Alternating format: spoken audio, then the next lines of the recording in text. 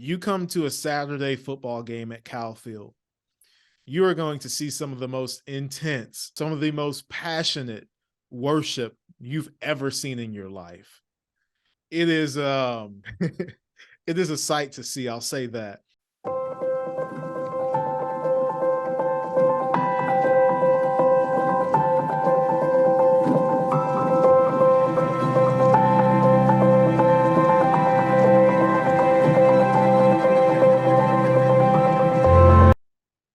Hello, everyone. Welcome to Seek, Go, Create. This is your host, Tim Winters. I'm in a strange location today. I'm not in the passenger seat of the RV. I'm actually visiting. We're helping out some family in the Atlanta area. And so I'm in a little strange surroundings, trying to get used to it. I'm hopeful that everything sounds okay and looks okay. And I could tell you that I look the same. I can guarantee that. This is where thanks for joining us. This is where we redefine success in leadership, business, and in ministry. And today I'm excited about our guest because we're going to hit on all of those. And it's kind of interesting at the age that I'm at now. I use the term young and sometimes old, and sometimes those are appropriate. I'm speaking with what I consider a young leader in business today that has a strong faith and has a background as a college football player and big time college football. And we're going to have a great conversation. Before we get to that, a few things I want to remind you of here at Seek, Go, Create.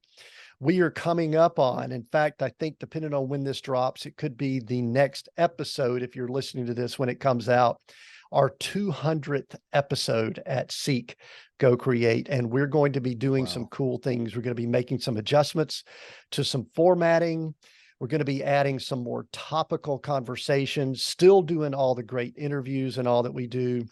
But you're going to want to listen in on that 200th episode. So make sure you're following, subscribed, whatever it is on your platform, so that you can listen in on all that's happening. And here's the cool thing that's going to happen on the 200th episode. My wife, Glory, is going to interview me. And I typically do not get nervous about these things. But with a microphone going, I'm not exactly sure what she's going to ask me. So make sure you listen in or go check out our 200th episode that's coming up. Today, we've got Alex Sezer. He's the CEO of Alex Sezer Ventures, former football team captain of a big-time school. We'll talk about that. And magna cum laude engineering graduate from Texas A&M University. I like the engineering thing. I'm the same. He's taken his leadership skills and combined it with his faith to revolutionize businesses, helping them become passionate, profitable, and purpose-driven through cultural transformation rooted in biblical principles. That's a mouthful there. We're gonna look at that. Alex, welcome to Seek, Go, Create. Thank you so much for having me, Tim. Congratulations on 200, and I am excited to be here, excited to have this conversation.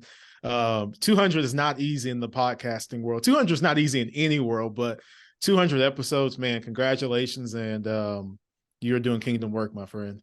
Thank you. I appreciate that. Yeah, I believe, I'll check my notes here. I believe that you're coming in at about 199, I think, unless there's something that shuffles around with our operations team. So you're coming in right before we hit that 200. And yeah, we're excited about it. It's a big milestone, and we've been excited about the things we're doing. So thanks for acknowledging that. Hey, Alex, before we dive into a boatload of questions I've got for you, let's not really pretend. Let's just say we just met. Yeah. I've actually been able to read through your stuff and all that, but we're on a plane or somewhere, and I say, Alex, what do you do? What do you tell people? Yeah, I help workplace leaders create the cultures that we all crave for. And in addition to that, I inspire students and teachers to live out their wildest dreams. So on the corporate side, I'm focused on organizational culture. And then on the school side, on the sports team side, I'm doing keynotes and inspiring those teachers about the impact and importance of education. And then for the students and the athletes as well, to help them accomplish the things that they want to in life. And then in ministry, it's all of that. So yeah, that's what I do. Nice. Very good. So here's one thing that's interesting, and I get similar questions too. When someone has the word engineering attached to their title or whatever, and then they say that they, work with leadership culture, keynotes, they do speaking and all that. That's not typically an engineering characteristic, or how'd that come to be? I mean, is that an anomaly, or what's up with that? Yeah. So ironically, I was doing some of those things before college and before engineering. Got involved in ministry at an early age. Began speaking at churches at the age of 16, teaching Sunday school at 13 to the smaller kids, and then speaking at school since the age of 16 as well. So that actually started before engineering. And then engineering became a thing in college. And my path has been not linear and traditional at all when it comes to what you would expect, what you would expect from an engineering graduate. I came out, kind of took the path of consulting and did some work in the energy sector. And then not too long after that, I was in real estate. So I had, if you look at my background, I've kind of been a lot of places in a short amount of time. But yeah, that's kind of how that came to be. I was a speaker before an engineer, and obviously a football player before an engineer. And then afterwards, I've just kind of been obedient to wherever God chose to send me. One of my kind of slogans that I say too, I marry the mission and date the methods. So whenever God wants to shift me in life, I'm okay with that as long as I'm fulfilling his mission in my life. Right. That's good. The reason I bring it up is I'm going to pose it as a question. Do you feel as if the engineering curriculum, the role, the title, was it a good fit for you, or was it stretching you outside of probably what you were created to do?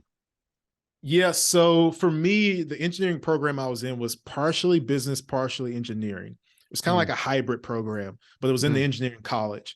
So I was exposed to what I enjoy, which is the people side of things. I am not, when you think of kind of typical engineer, my brain works in an engineering way, very strategic, very methodical, very, let's take this big problem and reduce it down to steps. But I am not the guy who wants to sit and play with the robot. I am the guy who wants to be customer facing, customer centric.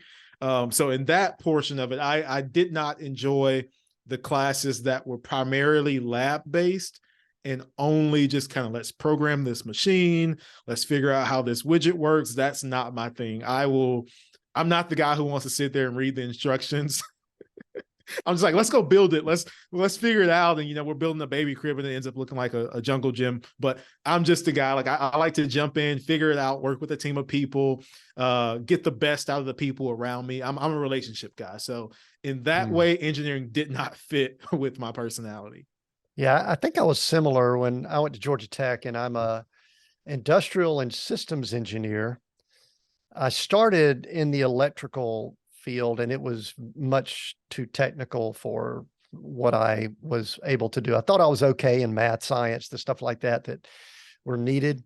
I found out that I was more leaning towards the communicative, the speaking, and similar to you, I'd done quite a bit of speaking growing up and at a young age. And so I thought engineering was what I wanted to do, but I only did engineering for about 6 months after I finished college also, and then started moving into, leadership development, consulting, coaching, training, all that kind of stuff. So the reason I think that's cool to ask that is a lot of people are attempting to find out what they were put on this earth to do. Absolutely. And you said you've worked with young kids, you've gone through the collegiate realm and things like that. Have you figured that out? You know what? I think that I have. You think so? And I always, we're all trying to figure out what we want to be when we grow up. But for me, it's more about what I'm trying to accomplish. And people always, the famous question, what do you do? I'm very sure in who I am. Sometimes the things that you do in life will shift and change. So as long as I know who I am, I'm willing to go where God, I'm willing to go where God wants me to go, even if it's outside of my comfort zone. Mm. So for me, that's kind of always been the main thing. It's like, let's keep the main thing the main thing. Mhm. And the way in which we accomplish and achieve those things, I'm okay with those things shifting and changing. Now, why I think I'm kind of in my sweet spot now. One, I feel like this is exactly where God called me to be in this season of my life. Mhm. So I received that call. But two, what I'm doing right now was shown to me as a toddler via a dream. And it's the only thing I can remember kind of pre 2, 3 years old. And I didn't know exactly what it meant at the time. And now, whenever I'm on the stage, now, whenever I'm coaching and training and teaching, that dream comes back to me. So that's why I would say, absolutely, I'm in my thing. And it took me some steps to get here, and God used every single step for where I am right now. He didn't waste a single step. The steps of a good man are ordered by the Lord. So that lets me know that I'm not just aimlessly wandering around. Like, there is a strategic, God is an engineer when it comes to how he plans and orchestrates things. So whether it be collegiate athletics or the work experience I had, being a young president of multiple companies in my early 20s, all of those things were strategic, and they were platforms that God allowed me to use that now usher me into rooms that if I maybe didn't have that resume, I wouldn't be allowed in those rooms. And then at that point, now I'm in the room. Now you have a level of respect in those rooms. Now the gospel gets to come out. So I'm just surrendering my platforms to him, and he's taken me places that now I can look back and go, wow, that was really strategic.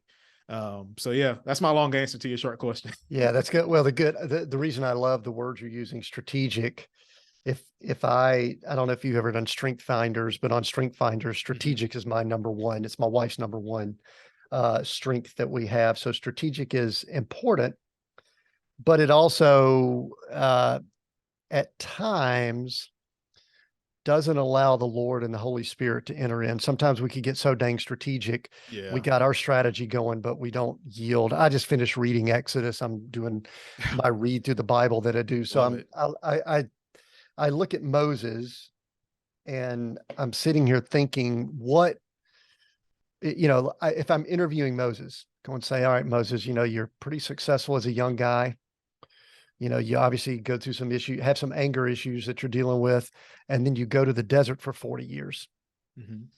And then you come out of the desert to, take your lead people, a nation. take God's people, lead them back into the desert for 40 years. How's that working out? Did you see your life, going in a different direction? What was your vision goal? And I look forward to speaking to Moses at some point and saying, Moses, did you think you were fulfilling your purpose or anything during that time? So anyway, I think that's a fascinating thing. One thing that I definitely want to do, and again, our underlying theme here is redefining success. What either externally or internally, doing it intentionally or having an external event that just forces us to rethink. And so I want to hit something early on here that fascinates me, and I've got probably some unique questions about it that I bet you don't hear from a lot of people. You Okay. went to what I would consider to be a pretty big time university, Texas A&M. Tell people that don't know about Texas A&M. Yeah. So Texas A&M is one of the largest colleges in the nation. I think we're on the main campus, 60, 70,000 strong, across campuses, over 100,000 students. We are in the SEC, which means a lot in the world of sports. So we play against week in, week out against the Alabamas and the Ole Misses and the LSUs and the Auburns of the world, the Georgias of the world. So it's a pretty sports heavy conference. And then the people that have, I don't know how much you know about A&M, but people who have been on the inside, they say that it's Is it a cult? on the you see I have the ring on. You got the ring. There's probably Yeah. some special handshake. There's probably some things that you can't tell us. Absolutely. So they say from the outside looking in, I guess it's impossible to understand. from the inside looking out, it's impossible to explain. It's one of those places that like you just have to experience it. I was blessed to play in front of 105 to maybe 110,000 people on any given Saturday, and to be viewed by millions of people. Backstory is I had 0 scholarship offers coming out of high school or going into my senior year. Get offered a full scholarship to play football at Texas A&M at a position I'd never played before, to then walk on the field as a true freshman starting at defensive back, which means it's me versus another guy, and there's a million people watching. So no pressure, but yeah, it's a big time school and a big time conference. I think we have the most active Fortune 500 CEOs as well. So big time business school, great engineering school. It's a special place. It can also be really weird if you're not from here. Well, I wanted to dive into the weird because I've long looked at what we're doing with collegiate athletics and wondered if we're making an idol out of it in some ways. Oh, wow. And You so don't have to wonder. well, I'll answer the question. The answer is yes. Well, then go there, because I get a little cynical about it at times, just because I'm going, what are we doing? And I'm going to point blank ask you in a little while. You're 18, 19, playing in front of 100,000.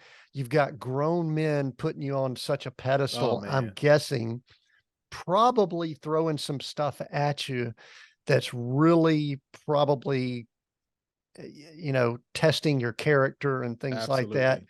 So I'm not saying that I want to uncover all the deep, dark secrets of collegiate athletics here, but I want to talk about some of the challenges of it. Obviously we could talk about the accolades. People see it on TV, they watch it and all that kind of stuff. Yeah, But absolutely. how does that layer in to the kingdom of God, and how does it conflict and contrast from what God is doing? Yeah. So I'll just start here. Two different things come to mind. Number one is, what is an idol? Anything that takes the place, takes the worship of, takes the admiration of God. So we'll start there. I'll tell you this. You come to a Saturday football game at Cal Field, you are going to see some of the most intense, some of the most passionate worship you've ever seen in your life. It is it is a sight to see, I'll say that. The second thing that comes to mind is, I was asked a question my last interview as a Texas A&M athlete. And the question was, Alex, what now? Take us through your last game, your last time to wear the maroon and white. Kind of, where do you go from here? And here was my answer. And I found this clip and posted on social media not too long ago, because I was just honestly blown away with the answer, having been removed from it now, and to hear that interview. But my answer was, thankfully, football is just something I've done for the last so many years. It's not who I am. I think that's the temptation and the danger within the realm of sports and business and other things that may take the place of God, is that we tend to want to worship something. I think Timothy Keller talks about that. We will find something to worship. And we tend to want to worship. So it's like, if you don't know who you are when you walk into that locker room, they will tell you. They will place an identity on you from the inside and from the outside. And if you're not careful, you will attach your value, your worth, your self-being, your self-worthiness to something that is so fickle, it will break you. We had a quarterback at A&M a few years back. We beat Alabama at home. And this guy, I mean, he's standing in the pocket, getting hit in the chin. He's taking it like a champ, and we win the game. That guy's no longer here. He was ridiculed. He ended up having to transfer out of the program. He lost his starting spot. So the highs and the lows of people's opinions, it can break you. If you tie who you are and your worthiness to that, like, you're always going to be on the roller coaster of, okay, I'm high today, I'm low tomorrow. So for me, I've always just found that it was best to tie my identity to who I am in Christ. I actually spoke to a group of students in an FCA group last week, and the message was this. It was about the temptations that Jesus faced, that we all face, which on the surface, they have the lust of the flesh, lust of the eyes, and the pride of life. But deeper in that passage, you see that kind of tension of he is announced and affirmed by the Father. This is my son in whom I am well pleased. Right after that, he goes into the wilderness, and the devil says, if you are the Son of God, command that these stones become bread. It's that temptation that if you are, then do. Prove it. Show me that you're worth something. Show me you are the Son of God by doing something. And then after that, he's like, if you are the Son of God, throw yourself off this pinnacle so that the angels will catch you. What's that temptation? On the surface, we have, the pride of life. He would have made a scene, but it's also, I am what other people think about me. If you want to be the Son of God, if you want to be something in this world, people need to see it. Make a video, go viral, become a spectacle so everyone can say he is somebody.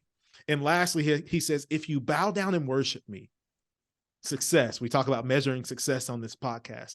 If you bow down and worship me, I'll give you all of this. It's a temptation that I am what I have, that to be somebody, I have to make so much money, and I have to live in this type of house. I have to drive this type of clothing, or drive this type of car, and wear this type of clothing, or wear that brand, that I am validated by an external outside force, outside of Christ. And that's dangerous, because what you do will change. What people think about you, their opinions will definitely change. And the things that you have, God can take away. So it's like, who am I without this stuff? And Jesus rested in 3 words that defeated those 3 temptations. It is written. If we can rely on the truth of the Bible and what God says about us, and who we can be in Christ, and the redemption that we have through his blood, if we can rest on what's written, that's how we defeat the temptation of, I'm going to attach success to this, or I'm going to measure my worth by this, the numbers in the bank account, the accolades, the trophies I have that are collecting dust that nobody cares about anymore. So that's kind of how it's always been for me, is like, how do I rest on a sure foundation? That's good to know. And I don't know if the quarterback you mentioned earlier, I don't know if that's Johnny or another one. No. Because he was there. So I played with Johnny Manziel. That was my introduction to football. Our defensive back was going against Johnny Manziel and Mike Evans, who's a future Hall of Famer, every day in practice. But no, it wasn't Johnny. It was another quarterback. And he's younger, a lot younger. Well, not a lot, but younger than I am. It was just interesting to see that even in that game, we had a kicker who was a solid guy, a believer.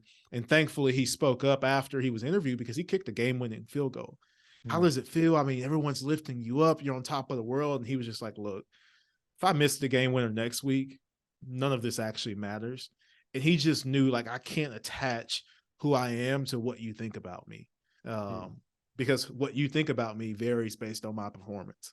Yeah, because I'm sure I want to talk just a little bit more about that season of your life, because I then want to talk about how you redefined or transitioned into business and all beyond that. I am sure that at 18, 19, 20 years old, I think at 50, 60 years old, to succeed at a certain level, by the way, our culture and society defines success. Right. And then I think you mentioned earlier, you said it's very fickle.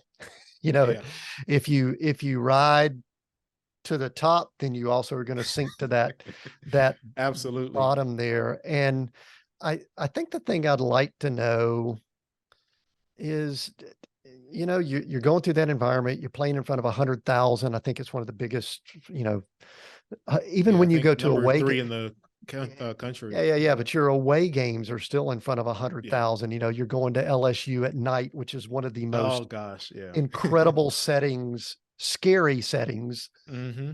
Yeah, I mean, if you're not wearing purple and gold. I went to a homecoming game at LSU.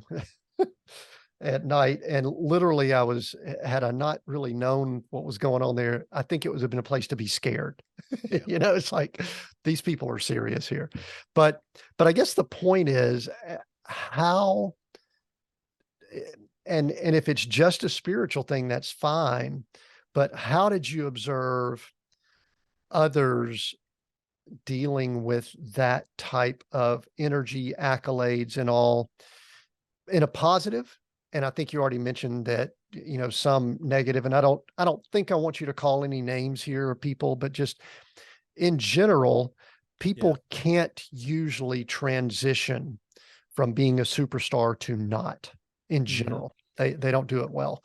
So what are your thoughts? I mean, let's talk about that for just a minute as we move So into this is Alex, the later years. We'll get to that in just a this is second. one of the things that kind of breaks my heart, because I still have guys that I've played with, and not even just at the big level, but there's still some high school superheroes out there that just haven't figured out a way to transition, haven't figured out a way to attach themselves, their identity, to something other than a sport. And unfortunately, the transition is not, there's no off ramp.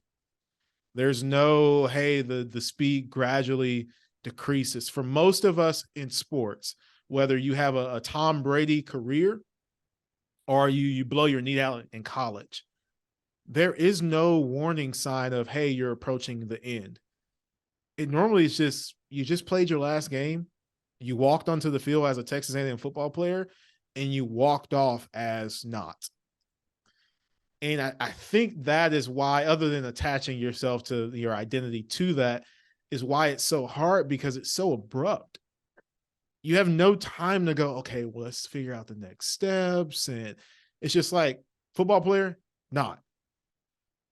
And some of you try to do the NFL thing, and then you get cut, and you're questioning your worth and your value, and I'm better than this guy. I don't get it, and I don't understand. And even for guys that are my age right now, my teammates are playing NFL football. So I played right next to those guys in practice. I started over some of those guys. And so I think, for me, I don't even really watch football anymore other than Texas A&M, but I know what some of my former teammates are struggling with, those questions of, how is this guy still playing? And I was his upperclassman, and I started over him. And in their heads, even though they hadn't worked out in 3 years, they think, I can go play for the Dallas Cowboys right now.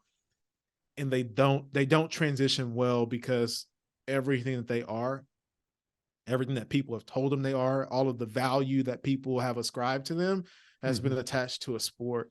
And I still have guys that call me today, and they're like, man, how'd you do it? Like, I'm struggling.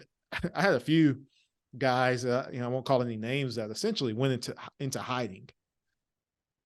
And They it's didn't just know like, they didn't know what else to do. It's like, what do I do now? yeah, I mean, it's, you go from your, and it's so, the opinions of other people, you go from your football gear, your athleisure, your athletic clothes on campus being a symbol, a status symbol of success, because everyone on campus knows who the football players are, to when you wear that when you're 25, it's kind of like, do you play? No, I used to. And it's not viewed the same way. It's kind of like, oh, you're old and washed up. My wife picks on me sometimes. I think I'm old and washed up now. And how old are you? Tell us how old that is, Alex. I'm 28. You're 28, old and washed up. Okay. Old and washed up. So, which, that's the other thing. This is kind of a use it or lose it. We trained really, really hard. I can't play with those guys anymore. Now, I have a little crazy switch that I can flip and go and hurt myself with those guys. But to do what those guys do week in and week out, it'd take me a year to get back to that level of competition. Yeah. Do you miss it? I don't, I tend to transition pretty well, and when I'm done, I'm done. I don't miss everything about it. I do miss being able to hit people and not go to jail. Um, I miss the struggle with the team, with a group of people. And obviously, you know, in the workforce, you have those similar struggles. But when you have a guy who's um, just throwing up his breakfast next to you and you're fighting physically to stay in and mentally to survive, I haven't found anything similar in the way of like, I'd probably have to maybe go to like the Marines or something to find that in a professional setting. So I miss that part of it, but just the everyday football, no, I don't miss it. It's hard not to miss Saturdays because that was pretty fun, but yeah, I missed the brotherhood. I missed the struggle. I missed the 5 o'clock in the morning workouts. Those are kind of lonely these days. I still do them, but it's not the same. So I just miss struggling with a group of guys and having a common goal, and imposing your will on somebody else. The competition. I like some of the things you're doing now with the organizational culture and things like that. And because I do similar type things with as executive coach and things, and I think what I recognize with companies, teams, organizations, I think they would love to duplicate parts of that experience. Mm-hmm. But because there's not an easily identifiable common enemy, I mean, like I can guarantee you that y'all did not have to get super motivated when Alabama came into town, or you go to LSU, or it wasn't like, we always said you don't have a pulse if we have to do a pump up speech. Like, it's like, it's very identifiable. And, you know, you're pretty much with somebody, probably not 24/7, but as close to 24/7 as you can be for at least 6 months out of the year, maybe more. Oh no, we're working out 11 months. Yeah. So I don't know that we could duplicate that in more of the corporate setting, but as you left that environment, we'll talk about redefining success. Mm-hmm. You had a transition that you went from being in front of 100,000 people on Saturdays, and there was an award. I saw somewhere you won an award as a senior. Was it the Captain's Award or something like that? I don't have it in front of me. The team captain, Aggie Hart Award, which is like the highest honor an NFL football player can receive. It's voted on by the team. And it talks about all of the core values behind that award. Also, my senior year, I won the Distinguished Letterman Award, which is, you know, I guess history with the university. I'll always be a distinguished letterman. Bill Irwin Scholar. Like I said, a bunch of stuff that's collecting dust. I don't even have it in my house. It's at my parents' house. And they don't even have it on display. So let's talk about moving forward then. You had to step away. You're done. You can't keep doing it. I'm guessing continue playing football was not something you pursued. Did you try to pursue that? Did you ever give it any thoughts, or did you just know that it was time to move on to some other things? Yeah. So my deciding factor was my junior year. I was driving home. My legs went numb. I couldn't feel anything. That scared me, to be honest. I called the trainer and I said, hey, I'm not playing another down of football until I get an MRI and an X-ray. We did that. I had some issues. We fixed the issues. I'm still dealing with some of those issues. But essentially a lot of medication, a lot of shots, and it helped me get through my senior year. But it was scary enough to where I figured I wasn't going to play football anymore once I would get through and fulfill my obligation at A&M. Had some scouts call after my senior year, really kind of made a name for myself in the special teams world across the country. So I had a chance as a free agent to go and get a spot at some camps. And I told coach I just wasn't going to do it. So for me, it was a health decision. I'm a smaller guy, so I was just done more damage on my body than good. I don't think people realize too the speed and now the size. I mean, some of the size of the people, and you're coming up on, you got receivers now that are clocking in at 6'4", 6'5", and then these running backs coming out. I mean, Yeah. And my the position is like, it's high speed collisions. They had impact. these Yeah. trackers in our shoulder pads of like your speed. Mm. And I remember Coach Selma did an interview because they had the Adidas commercial come out and they were kind of like clocking the guys with the little speedometer. And he said, I got a couple guys on my team that would get a speeding ticket in the school zone. And he was legit like I was 25 miles an hour in football pads.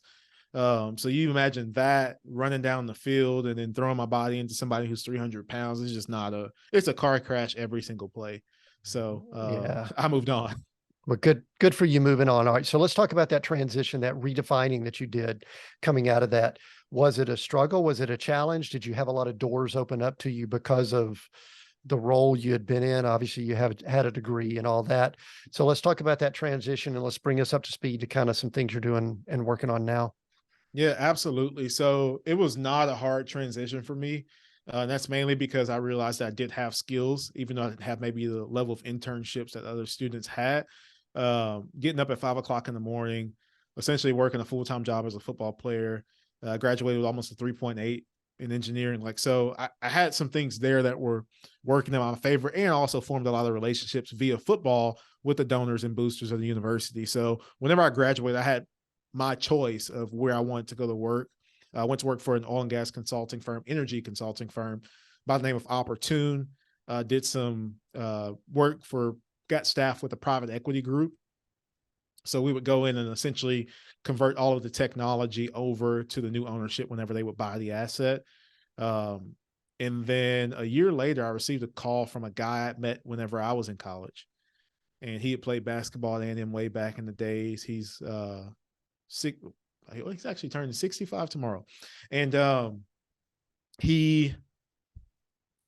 was fishing via a friend. The director of player development had a friend who had a birthday party for his daughter at this guy's house. He notices the lake. He knows I'm a country boy. And he says, hey, I have a few football players that would like to fish. Do you think that Doug would mind if I brought a few football players out? So I'm on this lake and I'm fishing, and this guy is nowhere to be found at the moment. We're just enjoying our time. And this house does not look like it belongs in this town. I mean, it's just humongous house, nice lake, great pool. And I'm across the lake and I see this guy walk out of the back door. And he's about 7 feet tall. And at that point, I thought I had it. I'm like, oh, he's like a retired NBA player or something. So I paddled across the lake, introduced myself, and just said, hey, I just want to say thank you for allowing us to come fish in your lake. I was the only person that came up to him that night. And that turned into a conversation of about 30 minutes. He gave me his phone number and he told me if you ever need anything to reach out. 2 weeks later, I reached out and we started to talk real estate. So I did this my last 2 years in college, and he became a friend, a mentor to me. We exchanged books back and forth. And he called me a year into my first job and he says, hey, I don't have any kids. I don't have anyone here to take over for me. Have you ever thought about, or do you still want to start a business? And I said, absolutely. I moved back to Bryan College Station, became a manager at his company. A year later, he was asking me to become the president of the company.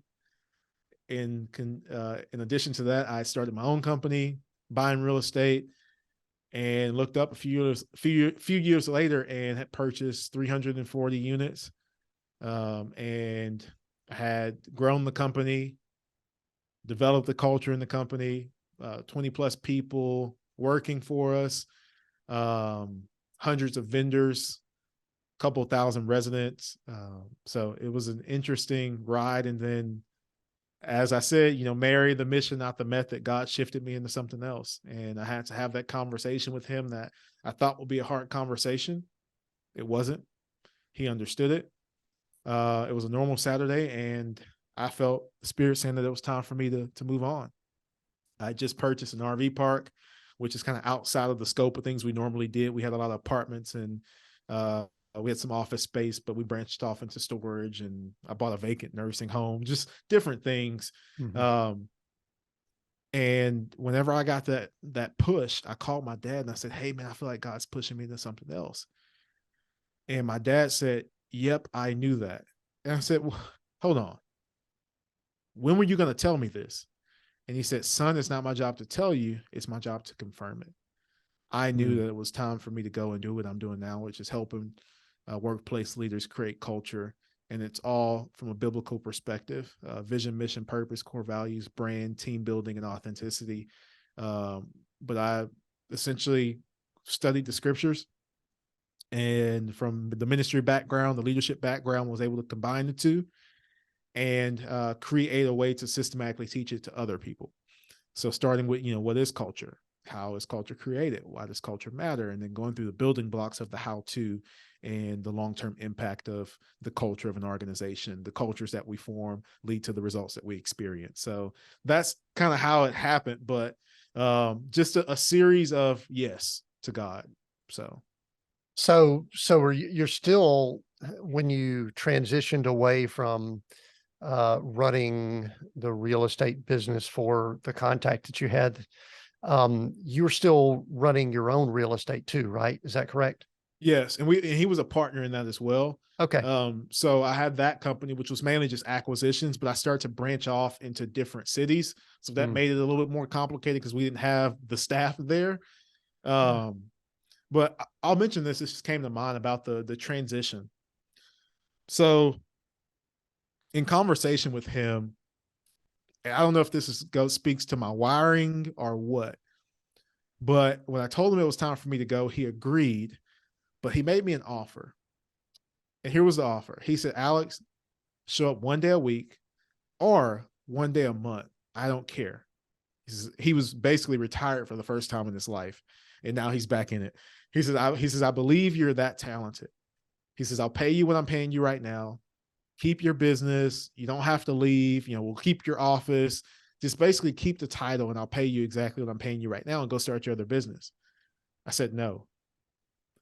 And the reason being was, it's like, I can't give you half of me. And if I felt confidently that I could still perform at the level he needed me to as a full-time employee, cool, let's do it. But I just felt where God was taking me with the time demand that would have, the travel it would require. I didn't feel like I commit everything to him and properly steward what he was trying to keep me in charge of.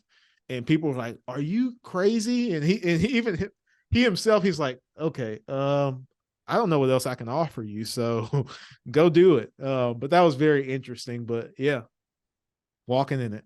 What's fascinating about that is a few things. It was one of these sweet offers that's difficult to say no to.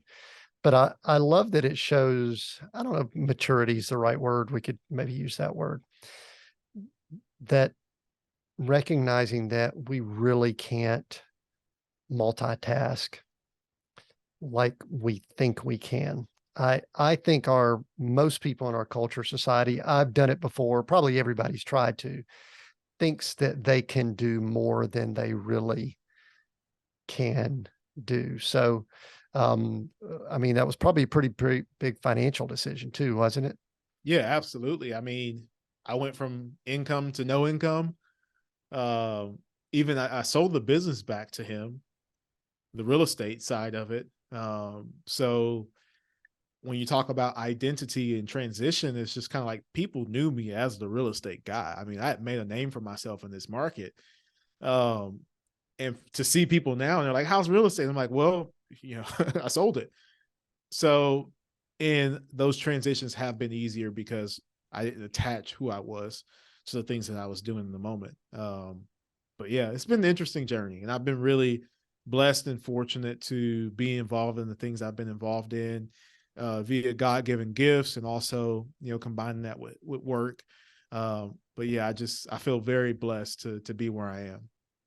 So you're out of, I guess you sold the real estate. So now Mhm. your primary focus is working with other companies, organizations. And give me a profile of the type. And I know sometimes this is hard to do because I can't do it all the time either. Give me a profile of the type company that you interact with, or organization or whatever. Yeah, absolutely. So it ranges. But the easiest way to define it is I work with those leaders who are in a place where they can make organizational decisions, because that's where you see the change happen. Like I can go in and talk to someone on the ground level and we'll have a great conversation. But when it's really time to impact and affect the whole organization, there's some red tape there. So primarily COOs, CEOs, VPs, presidents, those types of people that can go back and say, hey, here's where we're going. This is how we're going to do it. And other people tend to follow. Right. The organizations, as far as, let's say, size, and it doesn't, there's no limit to the type of business, but the ideal size is normally organizations that are large enough to have issues. It's great for startups to use me because they get to set that foundation. And when they do hire people and do potentially experience the first wrong hire or some potential dysfunction, they know how to handle it. But unfortunately for those organizations, I'm a vitamin. People forget to take their vitamins. They forget that they know they're important, but it's just kind of like, oh, there's no immediate impact to, I didn't take my vitamin. It's a long-term deal. So it's more of a foundational, this is how we build upon this. This is how we create culture that doesn't affect the solo guys and girls as much as it does the people with maybe 10 plus people when they start to go, hold on, I think we just hired wrong. Something's wrong here. I think we have some dysfunction. So normally it's a team of people that have enough people to where they go, okay, this is important. And to those people, I'm more of an aspirin. Nobody forgets to take their Tylenol. When your head's hurting, you don't have to say, hey, did you take your pain meds? Like, none of us forget that. I wish I could be a vitamin. I wish people would take their vitamins all the time because my job is easier. I lay the foundation. I show you how to do it, and then you get to go have success doing it. Most of the time, it's like people that really recognize the importance of it, and that's kind of more of a keynote type situation. But the kind of workshop, multi-day, multi-year, multi-month type of thing is normally they've reached a point to where, like, hold on, something's not right. I don't recognize who we are anymore. We've got some schisms here. And then that's the point where I have to come in and fix it. So do you work with people longer term, or you just kind of come in, do some ninja stuff and leave, or what's your bread and butter? What do you like? Yeah. So right now it's more of the ninja type stuff. I have taken on some longer term projects, but for me, I'm always looking at like what's best for my customer. Longer term equals more money. So for me, it's like, hey, I really can give you 80% of what you need in a day or two. And not saying that this will all be accomplished, but like, I'm really going to give you a solid framework, a solid how-to, and then we can follow up every month versus we need to have this consultant in our office every day for, 6 months. I've done that type of work. That was what I was doing as a consultant. Yeah. And for me, it's just not the most cost efficient thing for a customer when I feel like I can give them what they need in a short amount of time. So it's fascinating you bring that up because I've probably been doing similar work for going on 30 years now. And when I first started, I was in, I guess, a training environment. I was with Bell South for a few years after I came out of Georgia Tech. And I was with their Leadership Institute, and I kept doing training on great topics. I mean, 1 day, 2 day, sometimes a week-long training. And then I would see people a few weeks later, and they wouldn't even know who I was. They wouldn't remember anything I'd done. And so my philosophy, and this is obviously something that is different for different organizations and all that. My philosophy is I am much more interested in the process than an event. And so I have moved to where I work with most people long-term. I love what you said because it is very valuable to work with the quote unquote decision makers, C-level. I mean, I need the C-levels because when you start working down in there, you could kind of do a couple things, but you can't really have some impactful change there. So it's really cool. I think we're if not brothers, definitely cousins in some of the things we're doing. Absolutely. What are some of the biggest challenges, hindrances, mistakes that you're seeing now with organizations and leaders that you're out working with? Yeah. So number one is a lack of clarity and communication. So what I mean by that, I'll go back to my time as a president. Founders have an idea in their head. I'll put it this way. I say that vision is often blurred from our heads to our hands, which means that we have this great idea in our heads and it makes complete sense up here.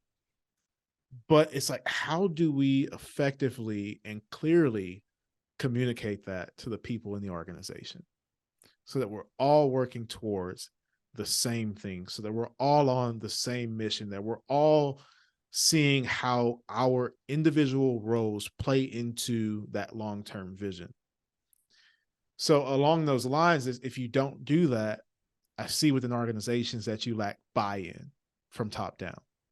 So it's like, here are the initiatives, and then you start to talk to the staff and they could care less about that, or they think those initiatives are ill-advised and that's not what they're really about. So those are some of the big things that I see. And then the third one I'll say is, and this for me is the number one, but the third thing I'll mention, hiring the wrong people and losing the right people. Darius Daniel says that you don't go as far as your dream, you go as far as your team.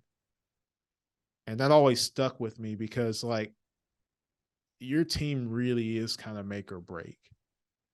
If you get the right people around you, you hire the right people, you coach and groom the right people versus not having the right people within an organization, like it is literally a night and day difference. So that's why I approach culture from a more holistic standpoint of how do we set that big vision? How do we write that mission that influences daily operations? How do we discover our purpose and then clearly communicate that to other people? What about our brand? How do we control that narrative on the outside? Our team, the people that we hire, and then also building that culture authentically and not just being counterfeit versions of someone else's Google with a sleeping pod and a foosball table, but actually building that strategically and authentically to who we are as an organization. It's interesting. You mentioned it kind of tongue in cheek, but I'm chuckling. I've done some work with some Silicon Valley type companies, not type. I've gone in and out of Silicon Valley some, and it is just fascinating to walk in and see people playing. Yeah, everyone wants to be the next, input a name here, and it's like I heard a quote that says, "We all make great originals and poor copies." Yeah, that's exactly So right. it's like, Because how do you do it the way that God called your organization, the way He called you to do it? I'm reminded of David. He's going to fight Goliath, and we know all that. Most of us know that story that has been around the church for any length of time. It's a very popular passage, but the thing that fascinates me the most is what happened before the battle, which is you have a kid who's been pressured by a king who did not conform to the king's standards. And what I mean by that is King Saul places his armor on David. After David pled, please let me at him. I want to fight. And they're just like, no, like this dude will eat you up and spit you out. Finally, he says, okay, we'll let you fight, David, but not without stipulations. Here's my armor. If you're going to fight this battle, you need to look like a real warrior. And I think that's a lot of times what society tries to do is place their expectations on us and ask us to conform to those things, whether it be the way we measure success or how we run our organizations. It's like, if you're going to be this is what it has to look like. And that's not true. So I say that culture is taught, not bought. There's no amount of money. There's no amount of gadgets and tricks that are going to influence people in the long term. So, and people are seeing that now. They're trying to draw people back into the office. All these cool things. And it's just like, why aren't they coming back? It's going to take more than a coffee shop. Like people, when you build around genuine connection and those relationships, that's what people will miss. That's what makes me want to go back to the office. I get coffee at my house. So I think that's where we miss it sometimes. It's like, how do you really form a strong culture? And we try to buy our way into it. And that's just not, you can't do it. I love I love a lot of things you said, because there's so many things kind of firing around in my head here. Um, Earlier you talked about the challenge with hiring, and you talked about clarity, communication. And one of the things I've observed is that if people don't know who they are, they can't hire the right people. If they don't have Absolutely. clarity in that. I was just discussing with an executive that I work with the other day, and we were reviewing a hire that we made 4 months ago that is a home run. The hire before that was someone who was there for 4 months, and we had to let him go. And Mm, so as the coach, I was reviewing, what did we do well? What did we not do well?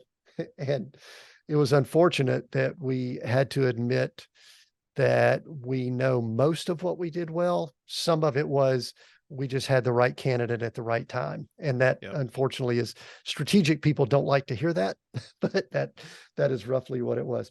Yeah. So Another cool thing. whenever Yeah, go ahead. I'll add to hiring the right people. And this is kind of how I start to tie the word of God into how I coach people. And that in itself is strategic for me because I know that truth won't change. So the next great New York Times bestseller, we see those things come and go all the time.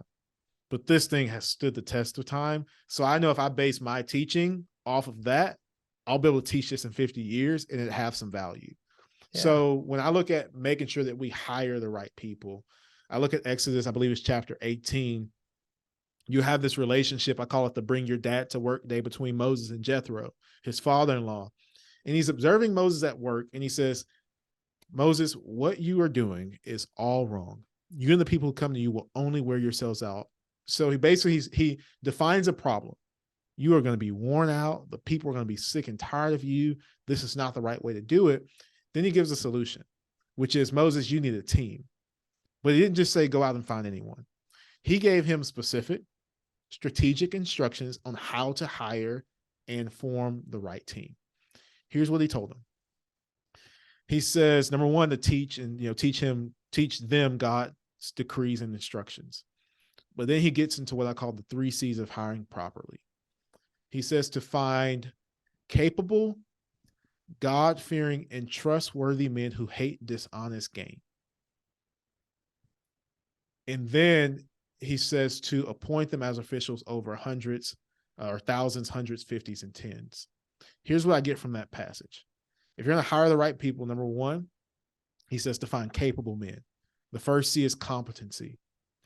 Are they able? Do they have the capability of doing the job with excellence?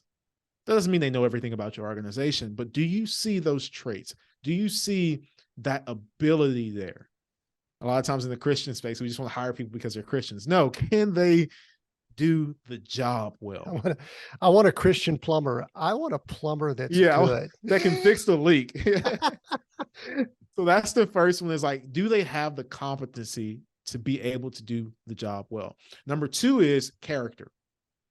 He says to find God-fearing, trustworthy men and women who hate dishonest gain, making sure that people match your core values. What you don't want is highly competent people that don't match your core values, because they can destroy things quicker than a lazy person who knows nothing. And then the last one is capacity. And this is on the leader. Making sure, he says, appoint them as officials over thousands, hundreds, fifties, and tens. What does that mean? Not everyone can handle the same level of authority. So making sure that when you onboard people, you place them in the proper position of authority. Not everyone can be the CEO. So if some people are managers, some people are middle managers, so we have to figure out, like, where does this person thrive best? And that's not only best for us as an organization, that's best for that person. That's going to help that person succeed within the organization, putting the right person in the right seat. So 3 C's. Number 1, are they competent? Number 2, character. Number 3, capacity. Yeah, that's good. It's interesting. I think I shared with you, I just finished reading Exodus and Leviticus now, and I actually have read through it a number of times. I don't know if the sequence I read through this time, but I saw a leadership lesson in Exodus that I had not seen before that relates to this. It actually goes back to the clarity that you brought up. I'll just mention it, and we're getting close to needing to finish up here. But I observed, Moses went up to the mountaintop, and while he was gone, the people didn't have anything to do, didn't know what to do. They were waiting. They decided they were going to, get all their earrings and all that and start worshiping a false god. Imagine that. That's just what people do when they have a lot of do in their spare time. idle time, not anything to do. And obviously, it was not a good thing that was going on there. But then if you continue in Exodus, I actually, in this read through, am going back to my paper Bible, and I highlighted every instruction that God gave. God gave very specific instructions via Moses on how to build the temple, on how to do their sacrifices, on what to do and what not to do. And if you keep reading along, when Moses comes back and delivers that to the people, there's a couple of obviously very skilled craftsmen that are part of that, putting the temple together and things like that. You read through it, and this group that was worshiping a golden calf just a few chapters before, it says in the scripture that they did everything that God told them. And there's a lot of detail there. What it spoke to me, this goes back to your clarity that you brought up, Alex, is that the masses, the people, when left to their own devices, they're going to set up an altar and start worshiping something else. But when we give them specific and detailed instructions, and sometimes I don't do as well as I should, I feel like people can lead on their own.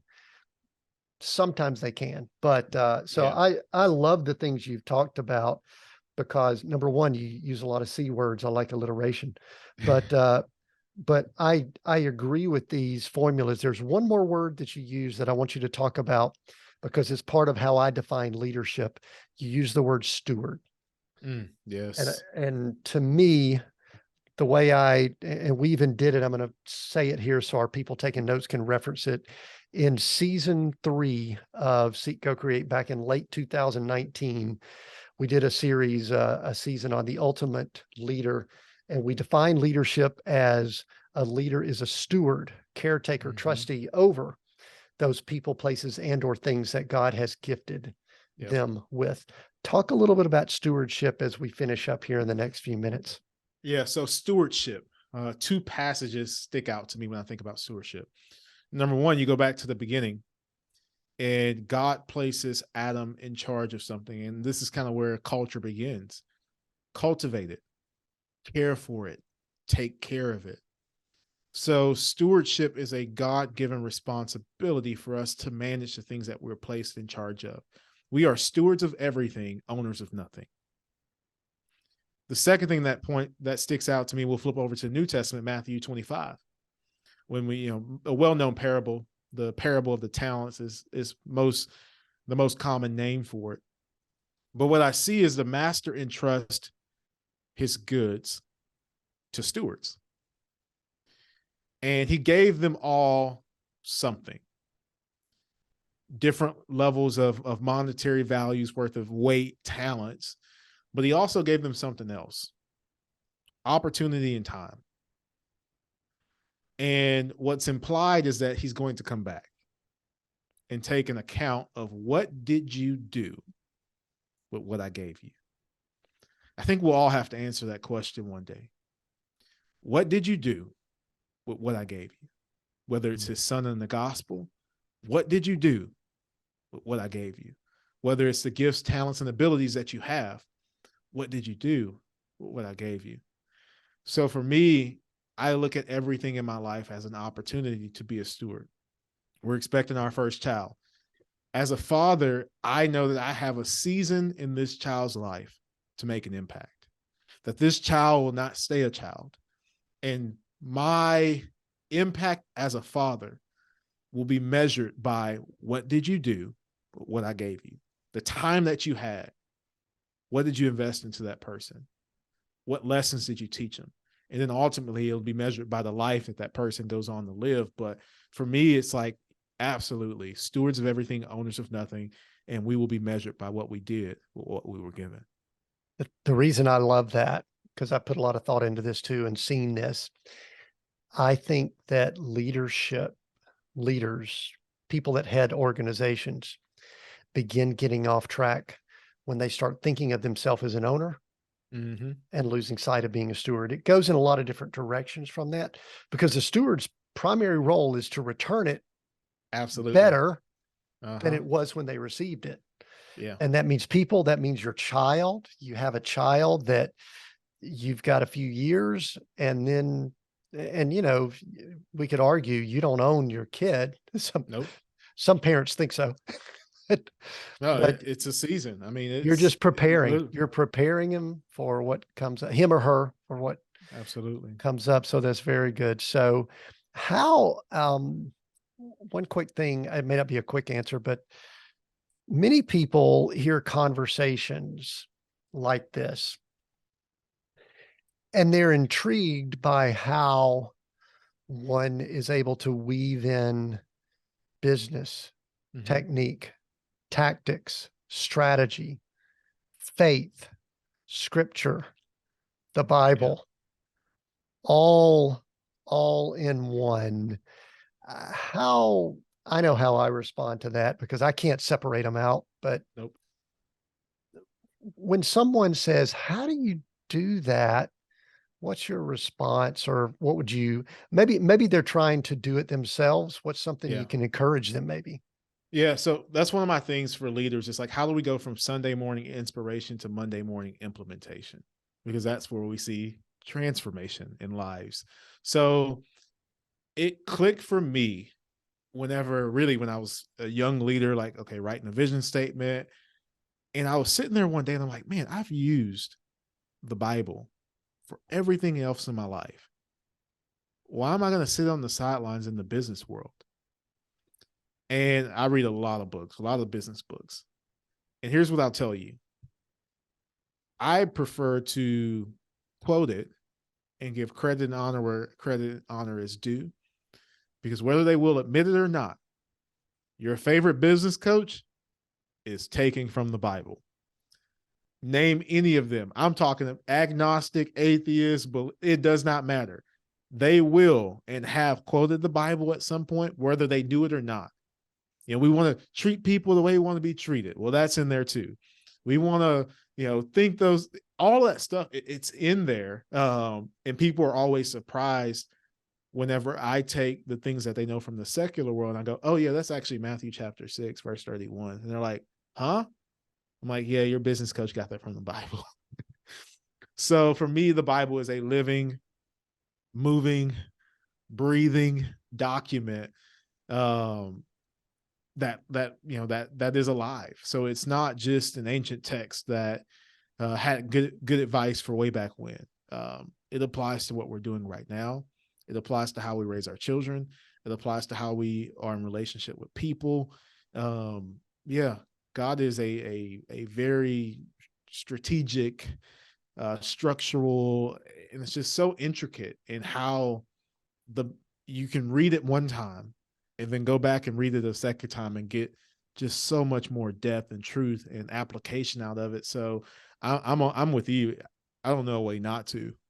I I can't separate them out. I mean, I was even saved in a business setting, so I'm like going, all this fits together, and it's interesting. I Similar to you, I read a ton of stuff, read a lot of business books, leadership books. I'm actually getting to this very interesting place where it's starting to repeat itself, and I'm Absolutely. going back to study the scriptures more and more. I'm not against, someone might say, well, gosh, Tim, you just wrote a novel and all that. Yeah. I'm not against books.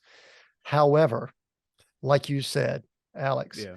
the foundation, I think, is still that biblical Yeah. text. Cite the And sources. let's go back to the source here. Hey, Alex, if someone wants to connect with you, either for business or work, or just, they want to get together with you because they loved what all you had to say and all that, where do you want people to go, and what type people do you want to reach out to you? Yeah. So, in particular, Christian business leaders, but you don't, have to be a Christian to work with me, but I am who I am. So if you're okay with that, let's rock and roll. But yeah, so you can find me on LinkedIn, on Instagram, at Alex Sezer, and Sezer is spelled Sezer. And then also alexsezer.com, as well as alex@alexsezer.com if you want to send me an email.